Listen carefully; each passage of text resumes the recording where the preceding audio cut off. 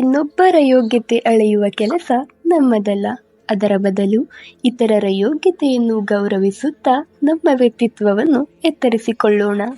ಶರಣ್ರಿ, ಎಲ್ರು ಹೆಂಗದಿರಿ? ನಾನು ನಿಮ್ಮ ಪ್ರೀತಿಯ ಯಾಲಕ್ಕಿ ಕಂಪಿನ ನಾಡು ಹಾವೇರಿ ಹುಡ್ಗಿ ಕಾವ್ಯ. ನಿನ್ನೆ ರಾತ್ರಿ ನಿದ್ದೆ ಬಂತ ಅಂತೇಳಿ ವರ್ಕ್ನ ಅರ್ಧಕ್ಕೆ ಬಿಟ್ಟು ಮಕ್ಕೊಂಡಿದ್ದೆ. ಬೆಳಗ್ಗೆ ಎದ್ದು ಅದನ್ನ ಮುಗಿಸಿ ಒಂದು ಸ್ಟ್ರಾಂಗ್ ಮೋಟಿವ್ನ ಇಟ್ಕೊಂಡು ಯೋಗ ಮಾಡೋದಕ್ಕೆ ಸ್ಟಾರ್ಟ್ ಮಾಡಿದ್ದೀನಿ. ನೋಡೋಣ ಎಷ್ಟು ದಿನ ಮಾಡ್ತೀನಿ ಅಂತೇಳಿ. ಫ್ರೆಶ್ ಅಪ್ ಆಗಿ ಶುಂಠಿ ನೀರನ್ನ ಕುಡಿದು ನಾಷ್ಟಕ್ಕೆ ಹೋದೆ. ಇವತ್ತು ನಾಷ್ಟಕ್ಕೆ ಶಾವಿಗೆ ಉಪ್ಪಿಟ್ಟು ಮತ್ತೆ ಒಗ್ಗರಣೆನ ಇತ್ತು.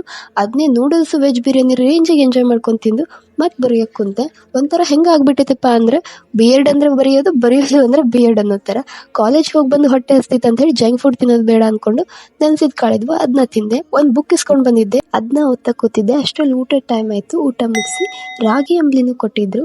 ಹೊಟ್ಟೆ ಫುಲ್ ಆಗಿತ್ತು ಅಂತೇಳಿ ರಾಗಿ ಅಂಬ್ಲಿನ ಮತ್ತೆ ಕುಡಿದ್ರಾತಂತೇಳಿ ತಗೊಂಡ್ ಬಂದೆ. ಮತ್ತೆ ಬಂದು ವರ್ಕ್ ಮಾಡೋದಕ್ಕೆ ಕುಂತೆ. ಹಂಗೆ ಸ್ವಲ್ಪ ಎಡಿಟಿಂಗ್ನು ಮುಗಿಸ್ಕೊಂಡೆ. ಇದಾಗಿತ್ತು ನನ್ನ ಇವತ್ತಿನ ದಿನ. ನಿಮ್ಗೆ ಯಾರಿಗಾದ್ರೂ ಕೋರ್ಸ್ ಗೊತ್ತಿದ್ರೆ ಕಮೆಂಟ್ ಸೆಕ್ಷನ್ ಅಲ್ಲಿ ತಿಳಿಸಿ. ನೆಕ್ಸ್ಟ್ ವ್ಲಾಗ್ ಅಲ್ಲಿ ಹೇಳಿ ನಿಮ್ಮ ಹೆಸರನ್ನ ಮೆನ್ಷನ್ ಮಾಡ್ತೀನಿ. Thank you.